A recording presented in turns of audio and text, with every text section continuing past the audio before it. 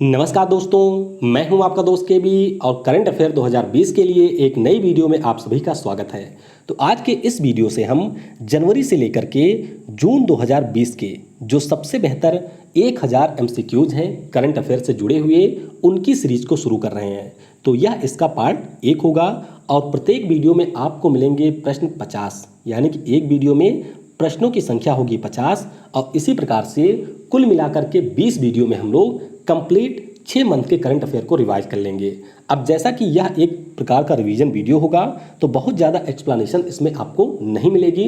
मैं कोशिश करूंगा कि वीडियो की लेंथ बहुत ज़्यादा बड़ी ना होने पाए और आप बेहतर तरीके से चीज़ों को रिवाइज कर सकें। एक बात ध्यान रखिएगा कि मैं पिछले 1 साल से करंट अफेयर पढ़ा रहा हूँ और कोई भी एग्ज़ाम जो भी हुआ है इस दौरान में उसमें 90% से ज़्यादा क्वेश्चन मेरे वीडियो से रहे हैं। तो इसीलिए आप बिल्कुल बिलीव कर सकते हैं कि यह जो सीरीज होगी आपके आगामी किसी भी एग्जाम के लिए हेल्पफुल होगी। हालांकि यूपीएससी के लिए आप इसको एक्सक्लूड कर सकते हैं, यूपीएससी के लिए ये वीडियो बिल्कुल नहीं है। और वीडियो अगर आपको पसंद आता है तो वीडियो को लाइक और अपने दोस्तों के साथ में शेयर जरूर किया करें। चलिए अब वीडियो की शुरुआत करते हैं। हाल ही में शिपिंग कॉरपोरेशन ऑफ इंडिया के नए अध्यक्ष व प्रबंध निदेशक कौन बने? तो यहाँ पर Harjeet Kaur Joshi shipping corporation of India की नई अध्यक्ष और प्रबंध निदेशक बनी हैं।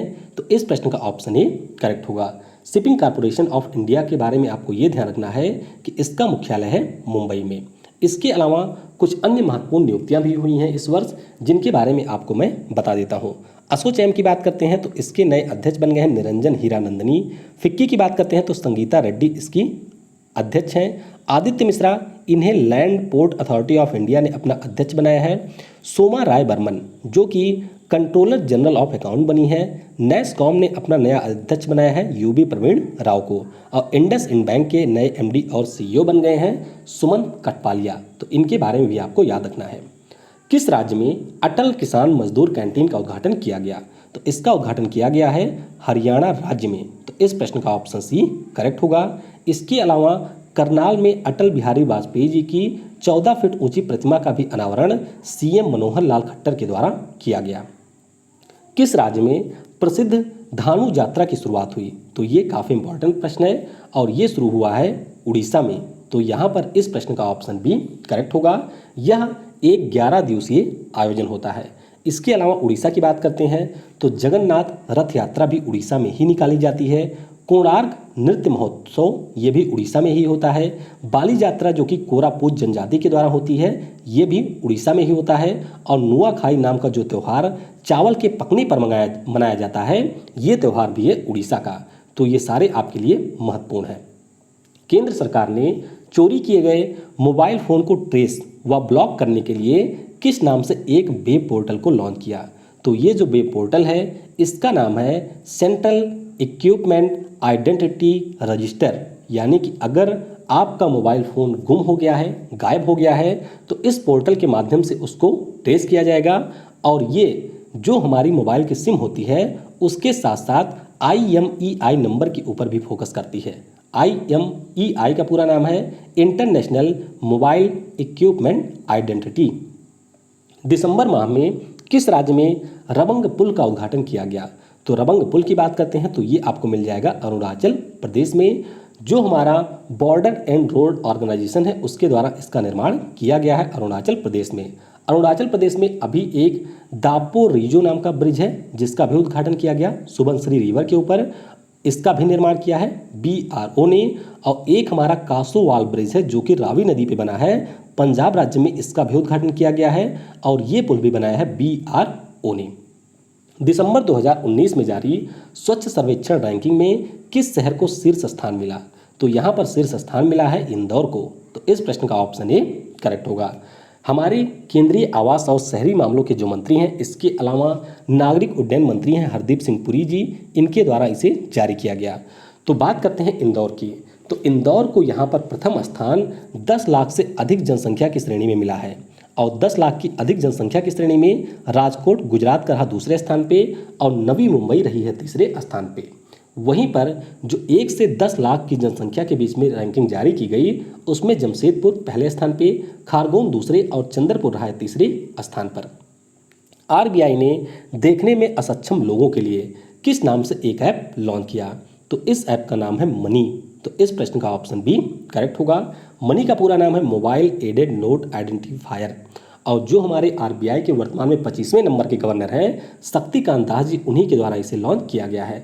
मनी ऐप के बारे में आपको ये ध्यान रखना है कि इसके माध्यम से जो हमारे दृष्टिबाधित लोग हैं वे किसी नोट को पहचान सकते हैं कि वह कितने रुपए की नोट है। हालांकि वह नकली है कि असली, उसका पहचान इससे नहीं होगा, बस इससे ये पहचान सकते हैं कि वह कितने रुपए की नोट है। भारत ने मानव स्पेस फ्लाइट प्रोग्राम जिसका नाम है गगनयान, तो इसके लिए कितने लोगों का चयन किया? तो 4 लोगों का चयन यहाँ पर किया गया है और रूस के द्वारा इन चारों लोगों को जनवरी माह से ट्रेनिंग दी जा रही है। गगनयान मिशन की बात करते हैं तो दिसंबर 2020 में इसका ट्रायल होगा और फाइनली इसे 2021 में लॉन्च किया जाएगा। रॉकेट जिसका यहाँ पर यूज किया जाएगा वो आपका है GSLV Mark 3 और इसरो के द्वारा एक ह्यूमैनॉइड भी बनाया गया है जिसका नाम है व्योमित्र। तो ये भी आपको ध्यान रखना है।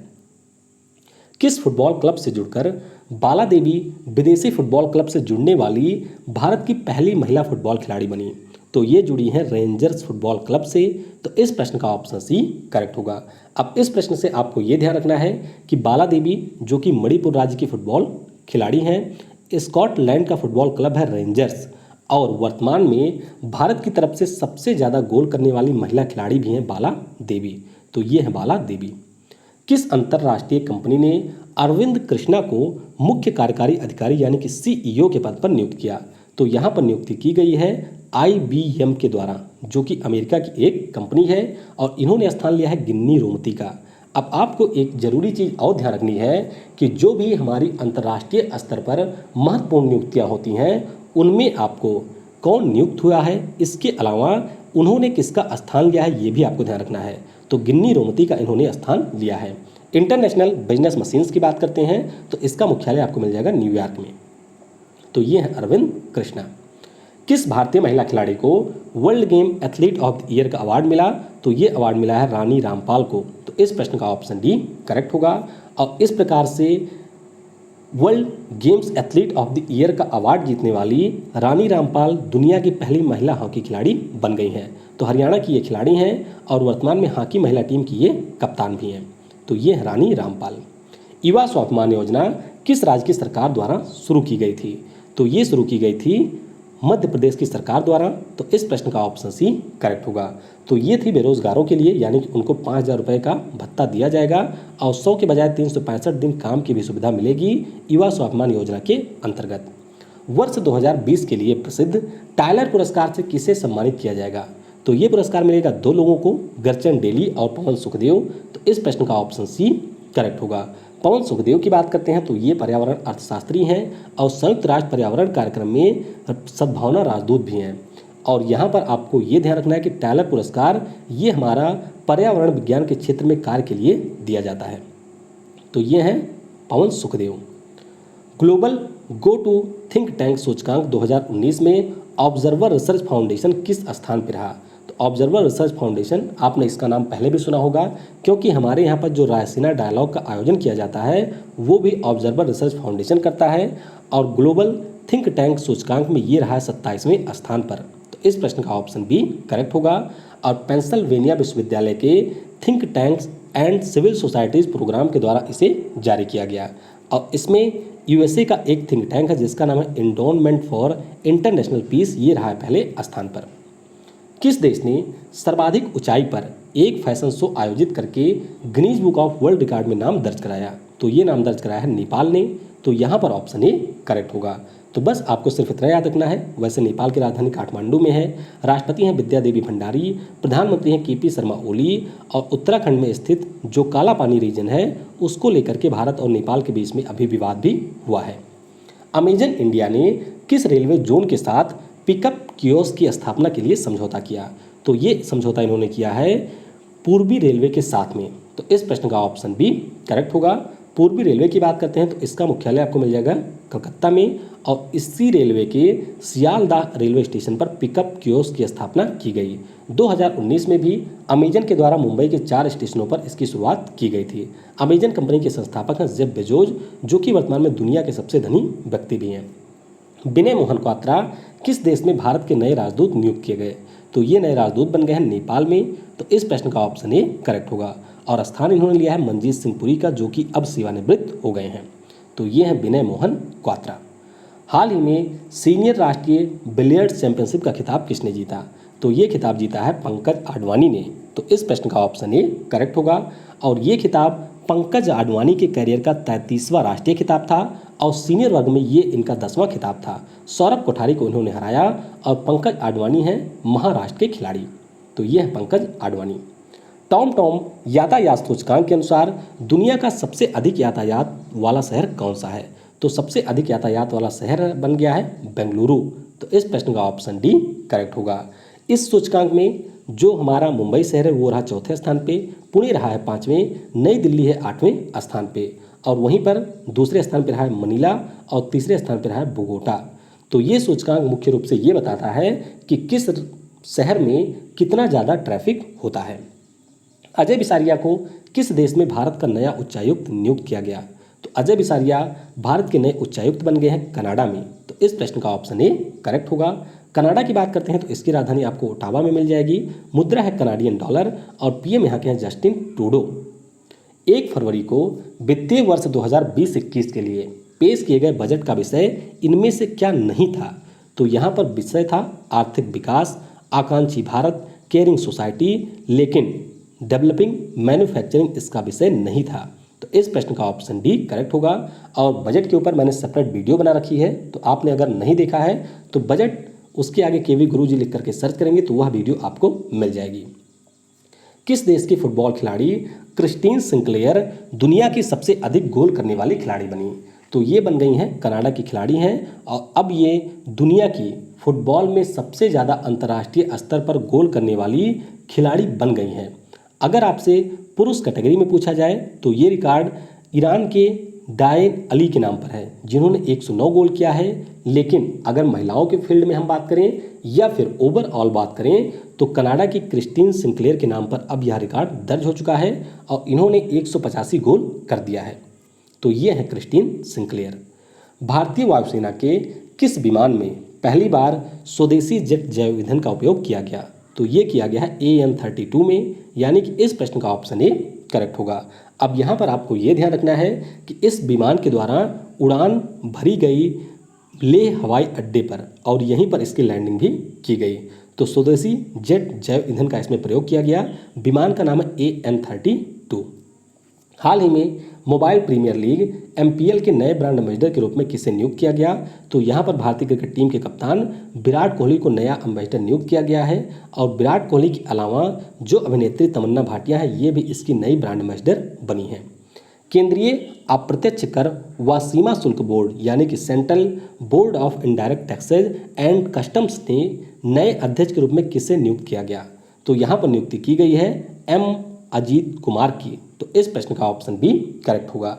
अब हमारे यहाँ पर करों के संबंध में 2 संस्थाएं हैं, एक तो हमारा है CBDT और एक आपका होता है CBIT, यानी कि जिसमें नियुक्ति हुई है M अजीत कुमार की। तो CBDT के अध्यक्ष कौन हैं उनका नाम आपको नीचे कमेंट में बताना है। लास्ट में उनका सरनेम है मोदी, तो वो आपको नीचे बताना है। भारतीय रेलवे ने किस रेलवे स्टेशन पर पहले रेस्टोरेंट ऑन व्हील्स को लॉन्च किया? तो ये लॉन्च किया है इन्होंने आसनसोल रेलवे स्टेशन पर, जो कि आपको मिल जाएगा वेस्ट बंगाल में। और जो हमारी पर्यावरण, वन और जलवायु परिवर्तन मंत्री हैं बाबुल सुप्रियो, इनके द्वारा इसका उद्घाटन किया गया। World 9 India digital payment 2020 report के अनुसार डिजिटल लेन देन में कौन सा शहर शीर्ष पर रहा? तो यहाँ पर शीर्ष स्थान पर रहा है बेंगलुरु। तो इस प्रश्न का ऑप्शन सी करेक्ट होगा। और ये जो रिपोर्ट है वर्ल्ड 9 इंडिया के द्वारा जारी की गई। चेन्नई इसमें रहा दूसरे स्थान पे और मुंबई रहा है तीसरे स्थान पे। राज्यों की सूची में आपको ये ध्यान रखना है कि महाराष्ट्र रहा है शीर्ष स्थान पे और जो भारत में सबसे ज़्यादा ट्रांजैक्शन हुए हैं उनमें सबसे ज़्यादा प्रयोग किया गया है UPI का, यानी कि यूनिफाइड पेमेंट इंटरफेस का। विश्व उत्पादकता कांग्रेस, बात हो रही है वर्ल्ड प्रोडक्टिविटी कांग्रेस की, तो इसके 19वें संस्करण का आयोजन कहाँ पर हुआ? तो ये आयोजित किया गया है कहाँ पर? बेंगलुरु में। तो इस प्रश्न का ऑप्शन डी करेक्ट होगा। हालांकि लॉकडाउन के कारण आयोजन नहीं हो सका, लेकिन इसे प्रस्तावित किया गया था बेंगलुरु में। तो थीम इसकी क्या होती अगर ये होता इंडस्ट्री 4.0 इनोवेशन एंड प्रोडक्टिविटी, और 1974 में भारत में इससे पहले इसका आयोजन हुआ था। भारत सरकार द्वारा छठें स्वामी विवेकानंद कर्मयोगी अवार्ड 2020 से किसे सम्मानित किया गया, तो ये मिला है जादव पायंग को। तो इस प्रश्न का ऑप्शन डी करेक्ट होगा। जो हमारे पर्यावरण मंत्री हैं प्रकाश जावड़ेकर जी, उन्हीं के द्वारा इन्हें ये पुरस्कार दिया गया।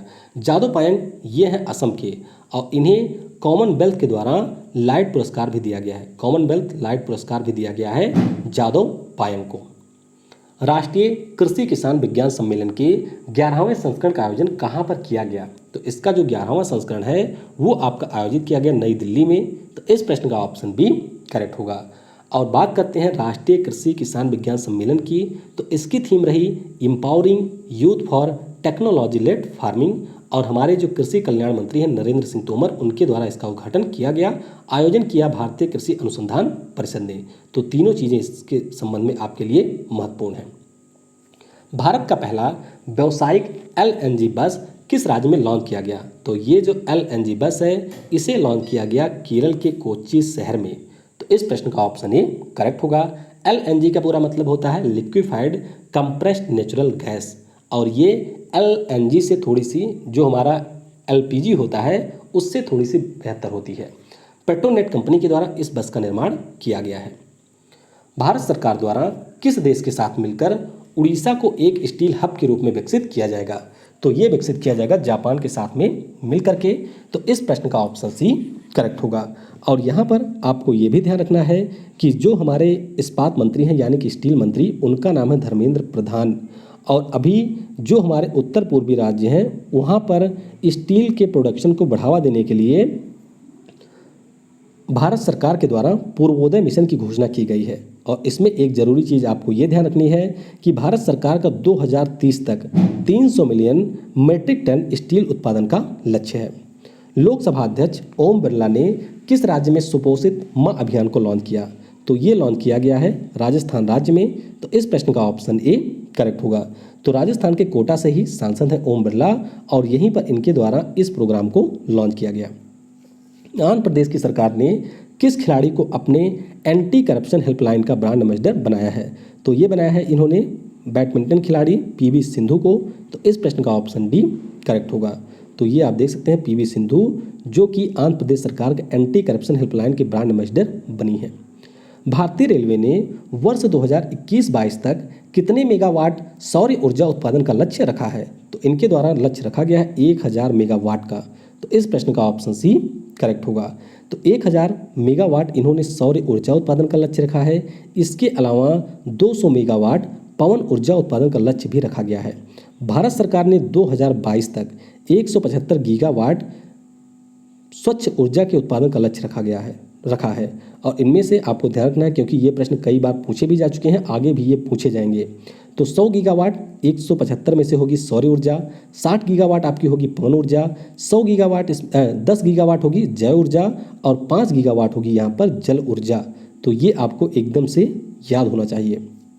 किस मंत्रालय ने कंपनी फ्रेश स्टार्टअप स्कीम 2020 की शुरुआत की, तो ये शुरू किया है हमारे कारपोरेट मामलों के मंत्रालय ने। तो इस प्रश्न का ऑप्शन डी करेक्ट होगा। तो कारपोरेट मामलों के मंत्रालय के हमारी मंत्री हैं निर्मला सीतारमण जी, और इसके अलावा कारपोरेट मामलों के मंत्रालय द्वारा limited liability partnership settlement scheme में भी संशोधन किया गया। पर्यटन मंत्रालय ने भारत में फंसे विदेशी पर्यटकों के लिए किस पोर्टल को शुरू किया। अब कई सारे करंट अफेयर के चैनल पे भी इसका उत्तर आपको गलत बताया गया है, तो ध्यान रखिएगा ये हमारे पर्यटन मंत्रालय ने शुरू किया है, विदेश मंत्रालय ने नहीं शुरू किया है। और इस प्रोग्राम का नाम है स्टैंड इन इंडिया। तो इस प्रश्न का ऑप्शन सी करेक्ट होगा। और ये मुख्य रूप से उन लोगों के लिए था जो कि लॉकडाउन में अन्य देशों के नागरिक भारत में फंस गए थे। पर्यटन और संस्कृति मंत्री कौन है, तो प्रहलाद सिंह पटेल हैं। पुस्तक द डेथ ऑफ जीसस इसका विमोचन किया गया, इसके लेखक कौन है, तो इस पुस्तक को लिखा J.M. कोएट जी ने। तो इस प्रश्न का ऑप्शन सी करेक्ट होगा। J.M. कोएट जी के द्वारा जीसस के ऊपर 3 पुस्तकें लिखी गई, और उसी सीरीज की ये आखिरी पुस्तक थी, और 2003 में इनको साहित्य में नोबेल पुरस्कार भी मिल चुका है, इसीलिए यह पुस्तक आपके लिए महत्वपूर्ण है। RBI ने कॉर्पोरेट बॉन्ड में विदेशी पोर्टफोलियो निवेश यानी कि फॉरेन पोर्टफोलियो इन्वेस्टमेंट की जो सीमा है इसको बढ़ा करके कितने प्रतिशत किया। तो पहले ये था 9% और अब इससे बढ़ा करके 15% कर दिया गया है। तो इस प्रश्न का ऑप्शन ए करेक्ट होगा। और ये मैं आपको बता चुका हूँ कि एफपीआई क्या होता है, एफडीआई क्या होता है। पुस्तक Sridevi the eternal screen goddess नामक पुस्तक के लेखक या लेखिका कौन है। तो इसको लिखा है सत्यार्थ नायक ने। तो इस प्रश्न का ऑप्शन सी करेक्ट होगा। और नाम से ही समझ सकते हैं कि यह अभिनेत्री श्रीदेवी के जीवन पर आधारित है। इंश्योरेंस ऑस्ट्रेलिया जनरल ने एसबीआई जनरल इंश्योरेंस में अपनी कितनी हिस्सेदारी को बेच दिया है। तो यहाँ पर इनकी कुल हिस्सेदारी थी 26% और इस पूरी हिस्सेदारी को इन्होंने बेच दिया है। बात करते हैं एसबीआई जनरल इंश्योरेंस कंपनी की। तो इसकी शुरुआत वर्ष 2010 में इंश्योरेंस ऑस्ट्रेलिया जनरल और भारत के सबसे बड़े बैंक एसबीआई के द्वारा किया गया था। तो इनकी जो पूरी हिस्सेदारी थी 26%, इसे अब इन्होंने बेच दिया है। और एसबीआई जनरल इंश्योरेंस कंपनी के एमडी और सीईओ है पुष्पन महापात्रा। हाल ही में आई रिपोर्ट के अनुसार मनरेगा के तहत श्रमिकों को रोजगार प्रदान करने में कौन सा राज्य शीर्ष पर है। तो इसमें शीर्ष स्थान पर है छत्तीसगढ़ राज्य। तो इस प्रश्न का ऑप्शन सी करेक्ट होगा। मनरेगा की बात करते हैं तो यह national rural employment guarantee act 2005 के अंतर्गत आया था और इसे लॉन्च किया गया था 2006 में। तो इसमें अभी केंद्र सरकार ने जो दैनिक वेतन है उसमें भी 20 रुपये की बढ़ोतरी की है। अब राज्यों में अलग अलग वेतन होता है, तो ध्यान रखिएगा यहाँ पर केंद्र सरकार के द्वारा 20 रुपये की दैनिक बढ़ोतरी की गई है। सबसे ज़्यादा रोजगार दिया है छत्तीसगढ़ ने, राजस्थान इसमें रहा दूसरे स्थान पे और उत्तर प्रदेश रहा है तीसरे स्थान पर। संयुक्त राष्ट्र में भारत के अस्थायी प्रतिनिधि यानी कि परमानेंट रिप्रेजेंटेटिव के रूप में किसे नियुक्त किया गया। ये भी काफ़ी ज़्यादा महत्वपूर्ण है और यहाँ पर नियुक्ति की गई है टीएस तिरुमूर्ति की। और ध्यान रखिएगा इन्होंने स्थान लिया है सैयद अकबरुद्दीन का। तो इस प्रश्न का ऑप्शन बी करेक्ट होगा। यूएन की बात करते हैं तो इसका मुख्यालय आपको न्यूयॉर्क में मिलेगा और अध्यक्ष इसके हैं एंटोनियो गुटेरेस। और जो यूनाइटेड नेशन जनरल असेंबली है उसके अध्यक्ष हैं तिजानी मोहम्मद बंदे। सार्वजनिक उद्यम चयन बोर्ड यानी कि पब्लिक सेक्टर सिलेक्शन बोर्ड के अध्यक्ष के रूप में किसे नियुक्त किया गया। तो हमारे जो पूर्व वित्त सचिव रहे थे राजीव कुमार जी, इन्हीं को सार्वजनिक उद्यम चयन बोर्ड के अध्यक्ष के रूप में नियुक्ति दे दी गई है केंद्र सरकार के द्वारा। और इस समय वित्त सचिव कौन है। तो इस समय हमारे रेवेन्यू सेक्रेटरी यानी कि राजस्व सचिव और वित्त सचिव दोनों के पद पर है अजय भूषण पांडे। ज्वालामुखी व भूकंप के पूर्वानुमान के लिए किस स्पेस एजेंसी ने सायर्स मिशन की घोषणा की। तो जाहिर सी बात है इस प्रकार के मिशन घोषित करता है नासा। तो यहाँ पर ऑप्शन डी करेक्ट होगा। सायर्स का पूरा नाम क्या है। तो इसका पूरा नाम है CubeSat imaging radar for earth science यानी कि पृथ्वी से ऊपर यहाँ पर नासा के द्वारा कई सारे सैटेलाइट इंस्टॉल किए जाएंगे जिनके द्वारा पृथ्वी पर होने वाली किसी भी प्रकार के हलचल के बारे में सूचना दी जाएगी और ये पता लगाया जा सकेगा कि क्या यहाँ पर ज्वालामुखी का उद्गार होना है या फिर भूकंप यहाँ पर आने की संभावना है। नासा अमेरिका की स्पेस एजेंसी है। किस राज्य को काले चावल यानी कि चकहाओ के लिए जीआई टैग दिया गया। तो ये जीआई टैग दिया गया है मणिपुर राज्य को। तो इस प्रश्न का ऑप्शन डी करेक्ट होगा। और ये मैं आपको पहले भी बता चुका हूँ कि काला चावल ये आप देख सकते हैं इसका रंग भी काला होता है और ये मिलता है मणिपुर राज्य में। प्रत्येक वर्ष विश्व दुग्ध दिवस यानी कि वर्ल्ड मिल्क डे कब मनाया जाता है। तो ये होता है आपका 1 जून को। तो इस प्रश्न का ऑप्शन ए करेक्ट होगा। संयुक्त राष्ट्र खाद्य व कृषि संगठन के द्वारा इसकी शुरुआत की गई थी और इस बार इसकी थीम है 20th anniversary of world milk day. और FOA के बारे में आपको ध्यान रखना है कि इसका मुख्यालय इटली की राजधानी रोम में है। अध्यक्ष इसके हैं क्यू डोंग्यू। किस केंद्रीय मंत्री द्वारा responsible artificial intelligence for youth programme को लॉन्च किया गया। तो ये लॉन्च किया गया है हमारे जो इलेक्ट्रॉनिक्स और IT मंत्री हैं, इसके अलावा कानून और न्याय मंत्री हैं रविशंकर प्रसाद जी। तो इस प्रश्न का ऑप्शन भी करेक्ट होगा। और इसके अलावा यहाँ पर रविशंकर प्रसाद जी के द्वारा राष्ट्रीय कृत्रिम बुद्धिमत्ता पोर्टल को भी लॉन्च किया गया। ध्यान रखिएगा वर्ष 2020 को तेलंगाना राज्य ने आर्टिफिशियल इंटेलिजेंस का वर्ष घोषित किया है। बात करते हैं यहाँ पर इस ऐप की। तो नैसकॉम के साथ इलेक्ट्रॉनिक्स और IT मंत्रालय के राष्ट्रीय ई प्रशासन डिवीजन के द्वारा इसका संचालन किया जाएगा।